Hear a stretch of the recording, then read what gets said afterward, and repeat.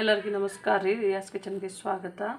ಇಲ್ಲಿ ನೀವು ನೋಡ್ಬೋದು ರೀ, ನಾನು ರೇಷನ್ ಅಕ್ಕಿಯನ್ನು ತೊಗೊಂಡಿದ್ದೀನಿ ರೀ. ಅಂದರೆ ಒಂದು ಬಟ್ಲ ಅಳತೆಯಲ್ಲಿ ಇಲ್ಲಿ ನಾನು ಹಾಕ್ಕೊತಾ ಇದ್ದೀನಿ ರೀ. ಅಂದರೆ ಇದು ಒಂದು ಬಟ್ಲಲ್ಲಿ ಇನ್ನೊಂದು ಬಟ್ಲು ತೊಗೋತಾ ಇದ್ದೀನಿ ರೀ. ಇವಾಗ ಇನ್ನೊಂದು ಬೋಲ್ನಷ್ಟು ತೊಗೊಂಡಿದ್ದೀನಿ ರೀ. ಒಟ್ಟು ಇಲ್ಲಿ ನಾವು ಇನ್ನೂ ಒಂದು ಬೋಲ್ ಹಾಕ್ಕೊಂಡಿದ್ದೀವಿ. ಇದು ಒಂದು ಬೋಲನ್ನು ತೊಗೊಂಡಿದ್ದೀನಿ ರೀ. ಇದನ್ನು ಇದಕ್ಕೆ ಹಾಕ್ಕೊಳ್ಳೋಣ ರೀ. ಇವಾಗ ನೋಡಿರಿ, ಇವತ್ತು ನಾವು ಇದನ್ನು ಸೋರೆಕಾಯಿ ಮತ್ತು ಇದು ಎರಡು ಸೇರಿಸಿ ದೋಸೆ ಮಾಡ್ತಾಯಿದ್ದೀನಿ ರೀ. ಇಲ್ಲಿ ನೋಡ್ಬೋದು ಮೆಂತ್ಯ ಇಟ್ಕೊಂಡಿದ್ದೀನಿ ನೋಡಿರಿ.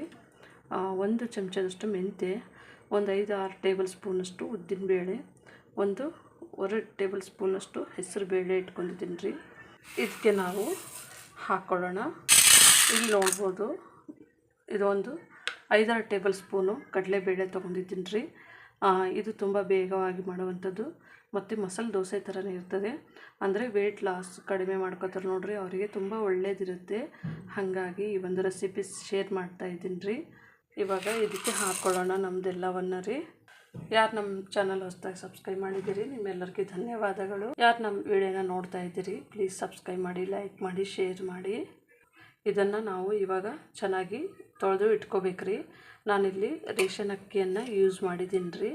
ಇವಾಗ ನಾನು ಅಕ್ಕಿಯನ್ನು 1-2-3 ಸತಿ ತೊಳೆದು ಇಟ್ಕೊಂಡಿದ್ದೀನಿ ರೀ. ತುಂಬ ಗರಿಗರಿಯಾಗಿ ಒಳ್ಳೆ ದೋಸೆ ಬರುತ್ತೆ ರೀ. ತೂಕ ಕಡಿಮೆ ಮಾಡ್ಕೋಬೇಕಂತಾರೆ ನೋಡಿರಿ, ಅಂಥವ್ರು ಈ ದೋಸೆಯನ್ನು ಮಾಡ್ಕೊಂಡು ತಿಂದರೆ ತುಂಬ ಬೇಗ ಇದು ತೂಕ ಕಡಿಮೆ ಆಗುತ್ತೆ. ಇವಾಗ ನಾವು ಇದನ್ನು ಮುಚ್ಚಿ ಒಂದು 4-5 ಗಂಟೆಗಳ ಕಾಲ ನೆನೆಸ್ಬೇಕಾಗುತ್ತೆ ರೀ. ನೋಡ್ಬೋದು ರೀ, ನಮ್ಮದು ನಾವು ಒಂದು 5 ಅವರ್ಸು ನೆನೆಸಿಟ್ಟಿದ್ದೇವೆ ರೀ.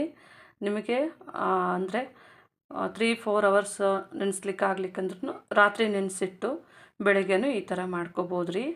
ಇವಾಗ ನಾನು ಇದನ್ನು ಕುಂಬಳಕಾಯನ್ನು ತೊಗೊಂಡಿದ್ದೇನೆ ರೀ. ಅಂದರೆ ಸೋರೆಕಾಯಿ ಅಂತಾರೆ, ಕುಂಬಳಕಾಯಿ ಅಂತಾರೆ ನೋಡಿರಿ. ಇದು BP ಶುಗರು ಮತ್ತು ತೂಕ ಇಳಿಸ್ಕೋಬೇಕಂತಾರೆ ನೋಡಿರಿ, ಅವರಿಗೆ ತುಂಬ ಹೆಲ್ಪ್ ಆಗುತ್ತೆ. ಅಂದರೆ ಇದು ದೋಸೆ 1-2 ಟೈಮ್ ಊಟ ಮಾಡಿದ್ರೆ ಸಾಕು. ಅಂದರೆ ಬೆಳಗ್ಗೆ ಒಂದು ಸತಿ ನಾಷ್ಟ ರೀ, ಮತ್ತು ರಾತ್ರಿ ಒಂದು ಊಟ. ಚೆನ್ನಾಗಿ ಈ ಥರ ಮಾಡಿದ್ರೆ ಏನಿಲ್ಲ ಅಂದರೆ ನಿಮಗೆ ವಾರಕ್ಕೆ 1 kg ಅಂದರೆ ತೂಕ ನೀವು ಇದು ಕಡಿಮೆ ಮಾಡ್ಬೋದು. ಅಂದರೆ ಎಕ್ಸಸೈಜು ಅದು ಯಾವುದು ಬೇಡ್ರಿ. ಇದು ಒಂದು ನೀವು ದೋಸೆ ಒಂದು ಅದು ಮಾಡಿ ನೋಡಿರಿ. 2 ದೋಸೆ, ಬೆಳಗ್ಗೆ 1-2 ದೋಸೆ, ಸಾಯಂಕಾಲ ಮಲಗಬೇಕಾದ್ರೆ 7 ಗಂಟೆಗೆ 1-2 ದೋಸೆ ತಿಂದರೆ ಸಾಕು. ವೆಜಿಟೇಬಲ್ ಜಾಸ್ತಿ ತಿನ್ನಬೇಕು, ಆವಾಗ ನಿಮಗೆ ಇದು ತುಂಬ ಹೆಲ್ಪ್ ಆಗುತ್ತೆ. ಇವಾಗ ನಾನು ಮಿಕ್ಸಿ ಜಾರನ್ನು ತೊಗೊಂಡಿದ್ದೇನೆ ರೀ. ಈ ಮಿಕ್ಸಿ ಜಾರ್ ಒಳಗೆ ನೋಡಿರಿ, ಫಸ್ಟಿಗೆ ನಾನು ಈ ಒಂದು ಸೋರೆಕಾಯಿಯನ್ನು ಹಾಕ್ತಾಯಿದ್ದೀನಿ. ಅಂದರೆ 2 ಕಪ್ಪು ಅಕ್ಕಿ ಲೆಕ್ಕದಾಗ ತೊಗೊಂಡಿದ್ದೇನೆ ನೋಡಿರಿ. ಇದು 1 ಕಪ್ಪು ಸೋರೆಕಾಯಿ. ನಾನೊಂದು ಅರ್ಧ ಹಾಕಿ ಅರ್ಧನ ಎತ್ತಿಟ್ಕೊಂಡಿದ್ದೀನಿ ರೀ. ಅಂದರೆ ಇದು ಒಂದೇ ಸರ್ತಿಗೆ ಅದು ಸರಿ ಆಗಲ್ಲ. ಇದು ಸ್ವಲ್ಪನೇ ಈ ಥರನೇ ನಾವು ಮಿಕ್ಸಿಗೆ ಹಾಕೋಬೋದು ರೀ. ಸೇಮ್ ನಿಮಗೆ ಮಸಾಲೆ ದೋಸೆ ಯಾವ ಥರ ಬರುತ್ತೆ ನೋಡಿರಿ, ಅದೇ ಥರನೇ ಬರುತ್ತೆ. ಇದನ್ನು ನಾವು ತುಂಬ ನೈಸಾಗಿ ನಾವು ಮಿಕ್ಸಿ ಮಾಡ್ಕೋಬೇಕು. ಇವಾಗ ಸ್ವಲ್ಪನೇ ನೀರು ಹಾಕಿ ನಾನು ಮಿಕ್ಸಿ ಮಾಡ್ಕೊತಾ ಇದ್ದೀನಿ ರೀ. ಇವಾಗ ನೋಡ್ಬೋದು ರೀ, ಇವಾಗ ನಮ್ಮದು ಇದು ರೆಡಿ ಆಗಿದೆ ರೀ. ನೋಡ್ಬೋದು ನಾನು ಪೂರ್ತಿ ಇದು ನೈಸಾಗಿ ನೋಡ್ಬೋದು ರೀ. ನಮ್ಮದು ಹಾಕಿರೋದೆಲ್ಲವನ್ನು ತುಂಬ ನೈಸಾಗಿ ಈ ಥರ ಮಿಕ್ಸಿ ಮಾಡ್ಕೊಂಡ್ರೆ ಸಾಕು. ಇವಾಗ ನಾನಿಲ್ಲೊಂದು ಪಾತ್ರೆ ಇಟ್ಟಿದ್ದೀನಿ ರೀ. ಈ ಪಾತ್ರೆಗೆ ಹಾಕೋತಾ ಇದ್ದೇನೆ. ಇವಾಗ ನೋಡ್ಬೋದು ರೀ, ನಾನು 2ನೇ ಸಲಿನೂ ಈ ಥರನೇ ಇದನ್ನು ಮಿಕ್ಸಿ ಮಾಡ್ಕೊತಿದ್ದೇನೆ, ಹಾಕೋತಾ ಇದ್ದೇನೆ. ಇವಾಗ ನಮ್ಮದು ಹಿಟ್ಟು ರೆಡಿಯಾಗಿದೆ ನೋಡಿರಿ. ಇದಕ್ಕೇ ನಾವು ಒಂದು ಚೂರೇ ಉಪ್ಪನ್ನು ಸಹ ಹಾಕ್ಕೊಳ್ಳೋಣ ರೀ. ಇದಕ್ಕೆ ಸೋಡಾದು ಏನು ಹಾಕೋದು ಬೇಡ. ಇವಾಗ ಇದನ್ನು ಈ ಥರನೇ ಚೆನ್ನಾಗಿ ಇದ್ರ ಒಟ್ಟಿಗೆ ನೋಡಿರಿ ಮಿಕ್ಸ್ ಮಾಡ್ಕೊಂಡು ಒಂದು 10 ನಿಮಿಷಗಳ ಕಾಲ ಇದನ್ನು ಇಡೋಣ ರೀ. ಇವಾಗ ನಮ್ಮದಿದು ಮಿಕ್ಸ್ ಮಾಡಿದ್ದೇವೆ ರೀ. ಇದನ್ನು ನಾವು ಇವಾಗ ಮುಚ್ಚಿ ಒಂದು 10 ನಿಮಿಷ ಇಟ್ಟರೆ ಸಾಕು ರೀ. ನಮ್ಮದು ಮಸಾಲೆ ದೋಸೆ ಥರನೇ ಮಾಡ್ಬೋದು. ಇವಾಗ ನಾವು ಇದಕ್ಕೆ ಚಟ್ನಿಯನ್ನು ಮಾಡ್ಕೊಳ್ಳೋಣ ರೀ. ಇಲ್ಲಿ ಸ್ವಲ್ಪನೇ ನಾನು ಹುರ್ಗಡ್ಲೆ ಅಂದರೆ ಸಮ ಪ್ರಮಾಣದಾಗೆ ತೊಗೊಂಡಿದ್ದೇನೆ ರೀ. ಇದು ತೆಂಗಿನಕಾಯಿ ಎಷ್ಟು ತೊಗೊಂಡಿನೋ ಅಷ್ಟೇ ಹುರ್ಗಡ್ಲೆ, ಒಂದು 8 ಹಸಿಮೆಣ್ಸಿನ್ಕಾಯಿ, ಸ್ವಲ್ಪ ಹುಣಸೆ ಹುಳಿ, ಒಂದು 7-8 ಹೆಸಳು ಬೆಳ್ಳುಳ್ಳಿ ತೊಗೊಂಡಿದ್ದೇನೆ. ಸ್ವಲ್ಪನೇ ಇಲ್ಲಿ ಶೇಂಗದ ಕಾಳನ್ನು ತೊಗೊಂಡಿದ್ದೇನೆ. ಇದನ್ನು ನಾವು ಫ್ರೈ ಮಾಡ್ಕೊಳ್ಳೋಣ. ಇವಾಗ ನಾನಿಲ್ಲಿ 1-2 ಟೇಬಲ್ ಸ್ಪೂನ್ ಆಯಿಲ್ ಹಾಕ್ಕೊಂಡಿದ್ದೀನಿ ರೀ. ಇದಕ್ಕೆ ನಾವು ಶೇಂಗದ ಕಾಳನ್ನು ಬಿಸಿ ಮಾಡ್ಕೊಳ್ಳೋಣ ರೀ. ಟೇಸ್ಟು ಚೆನ್ನಾಗಿ ಬರುತ್ತೆ. ಸ್ವಲ್ಪ ಇದು ನೋಡಿರಿ, ನಿಧಾನ ಉರಿನಲ್ಲೇ ನಾವು ಇದು ಗರಿ ಆಗಿ ಸ್ವಲ್ಪ ಲೈಟ್ ಗೋಲ್ಡನ್ ಬ್ರೌನ್ ಬರೋತನ ನಾವು ಬಿಸಿ ಮಾಡ್ಕೊಳ್ಳೋಣ ರೀ. ಚೆನ್ನಾಗಿ ಫ್ರೈ ಮಾಡ್ಕೊಳ್ಳೋಣ. ಇವಾಗ ನೋಡಿರಿ, ನಮ್ಮದು ಸ್ವಲ್ಪನೇ ಇಲ್ಲಿ ಲೈಟು ಕಲರ್ ಚೇಂಜ್ ಆಗಿದೆ.